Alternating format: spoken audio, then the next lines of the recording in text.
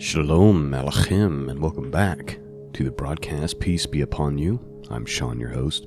Website can be found at www.scriptureandprophecy.com. That's where you go to support this mission of truth, find the archives, and all that fun stuff. Today we are resuming our Torah portion. We're looking at this week's portion, which is called Shelach, and this deals with the spies being sent into Canaan. Let me read the portion summary for you from the TorahPortions.org website. Here's what it says. It says the 37th reading from the Torah is called Shelach, an imperative verb that means send out.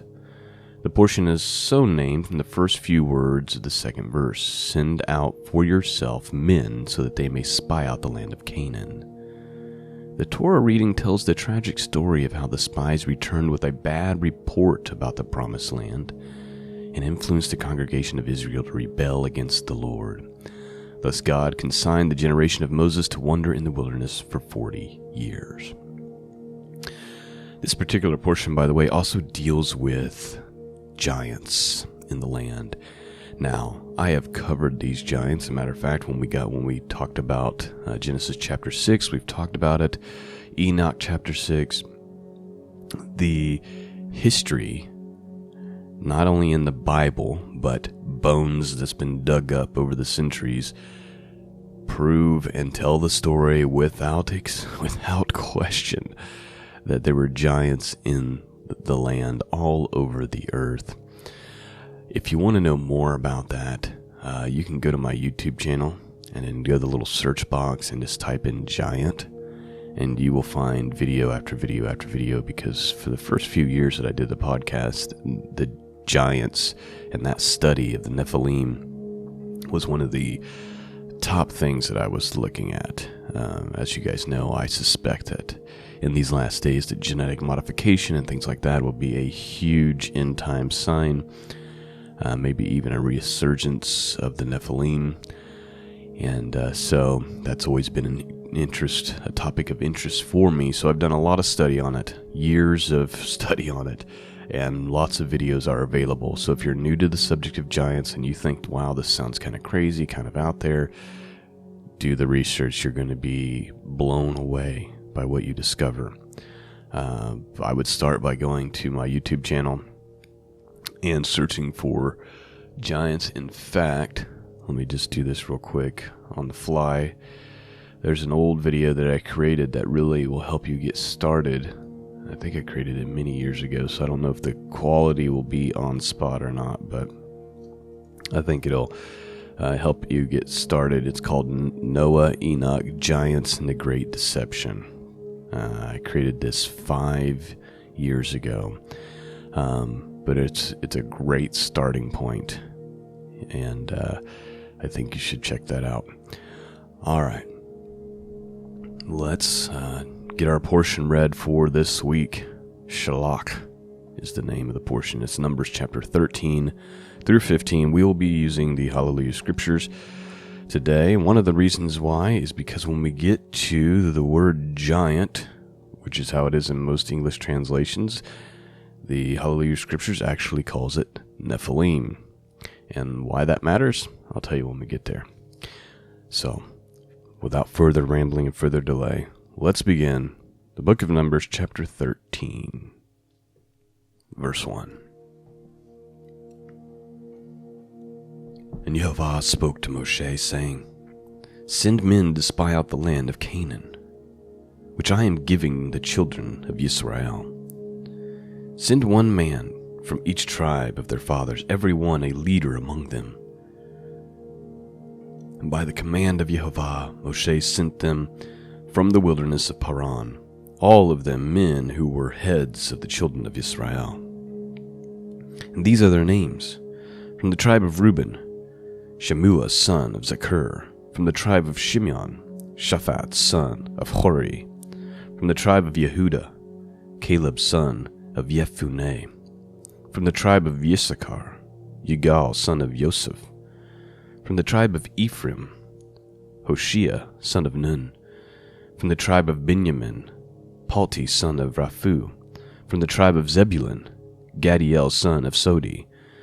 From the tribe of Yosef, from the tribe of Manasseh, Gadi son of Susi. From the tribe of Dan, Ammiel son of Gamlali. From the tribe of Asher, Shether son of Michiel. From the tribe of Naphtali, Nahibi son of Wapshi. From the tribe of Gad, Giel son of Maki. These are the names of the men whom Moshe sent to spy out the land. And Moshe called Hoshea the son of Nun, Yehoshua. And Moshe sent them to spy out the land of Canaan, and said to them, Go up there into the Negeb, and go up to the mountains, and see what the land is like, and if the people who dwell in it, whether strong or weak, whether few or many, and whether the land they dwell in is good or evil, whether the cities they inhabit are in the camps or strongholds, and whether the land is rich or poor, and whether there are forests there or not. And you shall be strong, and bring some of the fruit of the land. Now the time was the season of the first fruits of grapes. So they went and spied out the land from the wilderness of Sin, as far as Rahab, near the entrance of Hamath. And they went up through Negeb, and came to Hebron, and Heman, Sheshia, and Talmiah, and the descendants of Anak were there. Please note, the descendants of Anak are giants. Continuing on. The descendants of Anak were there. Now Hebron had been built 7 years before Solon in Mitzrayim, that is to say, Egypt.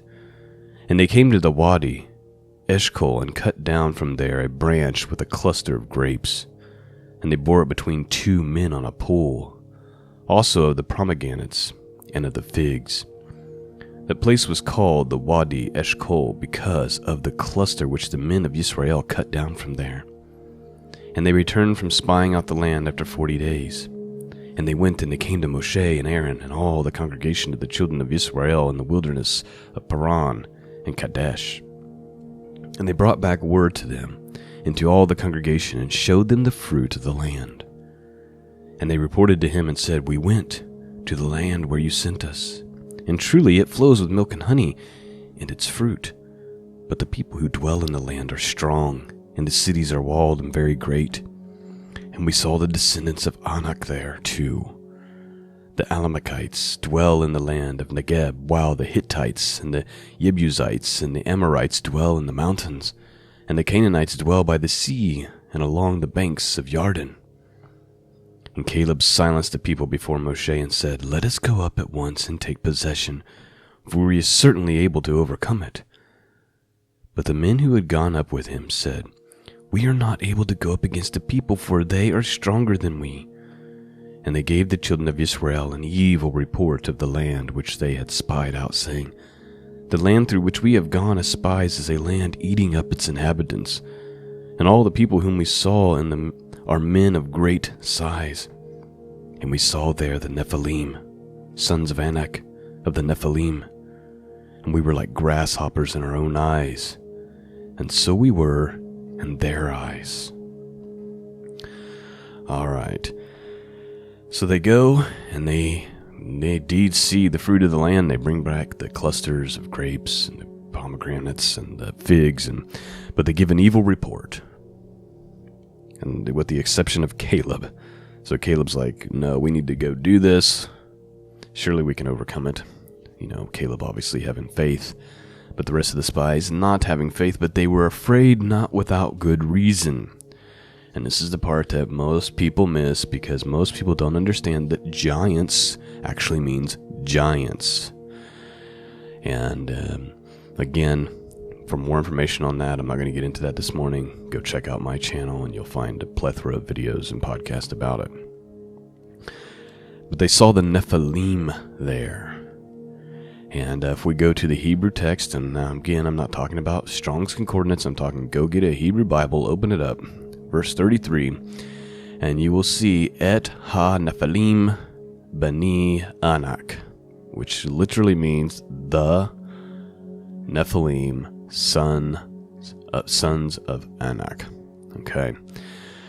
And so the word is ha-Nephilim, the Nephilim. Not giants, although we translate it as giants in most translations. But you also see that same word used in Genesis chapter 6, when it talks about the giants being in land in those days, the Nephilim. And so they saw these giants. Who knows what the size and stature was? You know, when we get to King David's day, we've got giants that are anywhere from 9 foot to 15 foot tall. They got 6 fingers on each hand. And again, go check out the videos and podcasts I talk about all of this stuff. But this is what they're seeing. So needless to say, if you and your family and friends were to come up on these beings, and you're being told you've got to go fight them, you may be terrified as well, so we need to not be so quick to judge the Israelites. But because they did not trust God, because they came back with an evil report, they are about to be cursed to walk in the wilderness for 40 years, which is just a tragedy. It's a tragedy. They're freed from slavery, and now none of them, with the exception, I believe, of Caleb and Joseph, are going to actually enter into the promised land. 40 years of wandering is now their future. Let's continue on. Chapter 14. Then all the congregation lifted up their voices and cried, and the people wept that night. And all the children of Israel grumbled against Moshe and against Aaron. And all the congregation said to them, "If only we had died in the land of Mitzrayim," that is to say, Egypt. "Or if only we had died in this wilderness. And why is Yahweh bringing us to this land to fall by the sword, that our wives and children should become a prey? Would it not be better for us to turn back to Mitzrayim," that is to say, Egypt? So here we have a situation. Things have gotten hard and difficult. This is a lesson for us today. And they say, "Oh, only if we could go back to the past." Right? Only if we could go back to the slavery that we had in Egypt. It's a sad state of affair. Verse 4. And they said to each other, "Let us appoint a leader, and let us turn back to Mitzrayim." Then Moshe and Aaron fell on their faces before all the assembly of the congregation of the children of Israel. And Yahushua, that is to say Joshua, son of Nun, and Caleb, son of Jephunneh, who were among those who had spied out the land, tore their garments. And they spoke to the congregation of the children of Israel, saying, "The land we passed through to spy out is an exceedingly good land. If Yahweh has delighted in us, then he shall bring us into this land and give it to us, a land which is flowing with milk and honey. Only do not rebel against Yahweh, nor fear the people of the land, for they are our bread. Their defense has turned away from them, and Yahweh is with us. Do not fear them." But all the congregation said to stone them with stones. Then the esteem of Yahweh appeared in the tent of appointment before all the children of Israel. And Yahweh said to Moshe, "How long shall I be scorned by these people? And how long shall I not be trusted by them with all the signs which I have done in their midst? Let me smite them with the pestilence, and disinherit them, and make of you a nation greater and mightier than they." So, God's a little upset, needless to say. And he appears over the tent of meeting, and he says, "Moses, how long am I going to have to tolerate this? They don't believe in me. They don't trust in me, even though I've done all these crazy signs in their eyes. I'm going to destroy them with a pestilence." In other words, it would be like a disease, virus, if you will, a plague of some kind. "And then I'm going to make you a nation, and we're going to start this ship over. We're going to start it all over." Verse 13. And Moses said to Yahweh, "The Mitzrites shall hear it, for by your power you brought these people up from their midst, and they shall say to the inhabitants of this land, They have heard that you, Yahweh, are in the midst of these people, that you, Yahweh, are seen eye to eye, and that your cloud stands above them, and you go before them in the column of the cloud by day and in a column of fire by night. Now if you shall kill these people as one man, Then the nations which have heard of your report shall speak, saying, Because Yehovah was not able to bring his people to the land which he swore to give to them, therefore he killed them in the wilderness. And now I pray, let the power of Yehovah be great, as you have spoken, saying, Yehovah is patient and of great kindness, forgiving wickedness and transgression, but by no means leaving unpunished, visiting the wickedness of the fathers on the children to the third and fourth generation. Please forgive the wickedness of this people according to the greatness of your kindness, as you have forgiven this people from Mitzrayim even until now. So basically Moses is saying, God, you can't do this. For your own name's sake, you can't do it. Please reconsider, because if you do it this way, even though this is what these people deserve, the other nations are going to say you simply rescued them from Egypt only to bring them into the wilderness and slaughter them there. And then he reminds God of God's characteristics, how God is patient and of great kindness, forgiving wickedness and transgressions. And here is God's response. By the way, this is a prayer that we should be praying for our own country.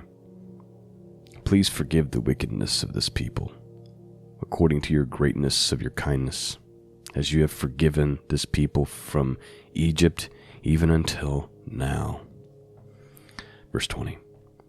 And Yehovah said, I shall forgive according to your word, but truly as I live, and all the earth is filled with the esteem of Yehovah, for none of these men who have seen my esteem, and the signs which I did in Mitzrayim, and in the wilderness, and have tried me now these 10 times. God's been keeping count, apparently. And have disobeyed my voice, shall see the land which I have sworn to their fathers, nor any of those who scorned me see it. But my servant Caleb, because he has a different spirit in him, and has followed me completely, I shall bring him into the land where he went, and his seed shall inherit it. Since the Amalekites and the Canaanites are dwelling in the valley, turn back tomorrow, and depart into the wilderness by the way of the Sea of Reeds. And Yehovah spoke to Moshe and Aaron, saying, How long shall this evil congregation have this grumbling against me? I have heard the grumblings which the children of Israel are grumbling against me. Say to them, As I live, declares Yehovah, as you have spoken in my hearing, so I do to you. Wow. Let us remember this when we're complaining, when we're saying in our hearts and our minds, God, how could you? How could you allow this evil to take place in our country? And where is God? And he does not take the grumbling of his people lightly. He's saying, okay, all these things that you were saying about me, how you're just going to die in the wilderness and not trusting me, I've heard all this, and so I'm going to do it to you as you have spoken. Verse 29, the carcass of you who have grumbled against me are going to fall in this wilderness. And all of you who were registered according to your entry number from 20 years old and above, none of you except Caleb, son of Jephunneh, and Yahushua, son of Nun, shall enter the land which I swore I would make you dwell in. But your little ones, whom you said would become a prey, I shall bring in, and they shall know the land which you have rejected. But as for you, your carcasses are going to fall into the wilderness, and your sons shall be wanderers in the wilderness 40 years, and you shall bear your whorings until your carcasses, I'm having trouble with that word, are consumed in the wilderness. According to the number of the days in which you spied out the land, 40 days, a day a year, a day for a year, you are to bear your wickedness 40 years, and you shall know my breaking off. I am Yehovah, I have spoken, I shall do this to all this evil congregation who are meeting against me. In this wilderness they are consumed, and there they die. And the men whom Moshe sent to spy out the land, he returned and made all the congregation grumble against him by bringing an evil report of the land. Even those men who brought the evil report about the land died by the plague before Yehovah. Of those men who went to spy out the land, only Yahushua, son of Nun, and Caleb, son of Jephunneh, remained alive. And when Moshe spoke these words to the children of Israel, the people mourned greatly. And they rose up early in the morning and went up to the top of the mountain, saying, See, we have indeed sinned, but we shall go up to the place which Jehovah hath spoken of. But Moshe said, Why do you now transgress the command of Jehovah, since it does not prosper? Do not go up, lest you be smitten by your enemies, for Jehovah is not in your midst. See, now they're like, okay, we made a mistake. We want to go up now and try to fight. And Moshe's like, it's too late. Jehovah's not with you anymore. God is no longer with you. If you go up against him now, you're going to be slaughtered. Verse 43. Because the Amalekites and the Canaanites are there before you, and you shall fall by the sword because you have turned away from Jehovah. Jehovah is not with you. But they presumed to go up to the mountaintop, but neither the ark of the covenant of Jehovah nor Moshe left the camp. So the Amalekites and the Canaanites who dwelt in the mountain came down and smote them and beat them down, even to Hormah. Chapter 15. And Jehovah spoke to Moshe, saying, Speak to the children of Israel, and say to them, When you have come into the land of your dwellings, which I am giving you, and you make an offering by fire to Jehovah, a burnt offering or a slaughtering, to accomplish a vow as a voluntary offering, or in your appointed times to make a sweet fragrance to Jehovah, from the herd or from the flock, then he who brings near his offering to Jehovah shall bring near a grain offering, 1/10 part of fine flour, mixed with 1/4 of hin of oil, and 1/4 of hin of wine as a drink offering you prepare with your burnt offering, or the slaughtering for each lamb. Or for a ram you prepare as a grain offering 2/10 parts of fine flour mixed with 1/3 of hin of oil. And as a drink offering you bring 1/3 of hin of wine as a sweet fragrance to Jehovah. And when you prepare a young bull as a burnt offering, or as a slaughtering to accomplish a vow, or as a peace offering to Jehovah, then shall be brought with the young bull a grain offering of 3/10 parts of fine flour mixed with 1/2 of hin of oil. And bring as the drink offering 1/2 a hin of wine, an offering made by fire, a sweet fragrance to Jehovah. This is what is done for each young bull, for each ram, or for each lamb of young goat, according to the number that you prepare, so you do for each one according to their number. Let all who are native do so with them, in bringing near an offering made by fire, a sweet fragrance to Jehovah. And when a stranger sojourns with you, or whoever is among you throughout your generations, and would make an offering made by fire, a sweet fragrance to Jehovah, as you do, so he does. One law is for you of the assembly and for the stranger who sojourns with you, a law forever throughout your generations. As you are, so is the stranger before Jehovah. One Torah and one right ruling is for you, and for the stranger who sojourns with you. And Jehovah spoke to Moshe, saying, Speak to the children of Israel, and say to them, When you come to the land which I bring you, then it shall be, when you eat of the bread of the land, that you present a contribution to Jehovah. Present a cake of the first of your dough as a contribution of the threshing floor you present it. Of the first of your dough you are to give to Jehovah a contribution throughout your generations. And when you sin by mistake, and do not do all these commands which Jehovah has spoken to Moshe, all that Jehovah has commanded you by the hand of Moshe from the day Jehovah gave command and onward throughout your generations, then it shall be, if it's done by mistake without the knowledge of the congregation, that all the congregation shall prepare one young bull as a burnt offering, as a sweet fragrance to Jehovah, with its grain offering and its drink offering according to the right ruling, and one male goat as a sin offering. Then the Kohen, that is to say priest, shall make an atonement for all the congregation of the children of Israel, and it shall be forgiven them, for it was by mistake. And they shall bring their offering, an offering made by fire to Jehovah, and their sin offering before Jehovah for their mistake. And it shall be forgiven all the congregation of the children of Israel, and the stranger who sojourns in their midst, because all the people do it by mistake. And if a being sins by mistake, then he shall bring a female goat a year old as a sin offering. And the Kohen shall make atonement for the being who strays by mistake, when he sins by mistake before Yehovah, to make atonement for him, and it shall be forgiven him. For him who makes a mistake there is one Torah, both for him who is native among the children of Israel, and for the stranger who sojourns in their midst. But the being who acts defiantly, whether he is native or a stranger, he reviles Yehovah, and that being shall be cut off from among his people.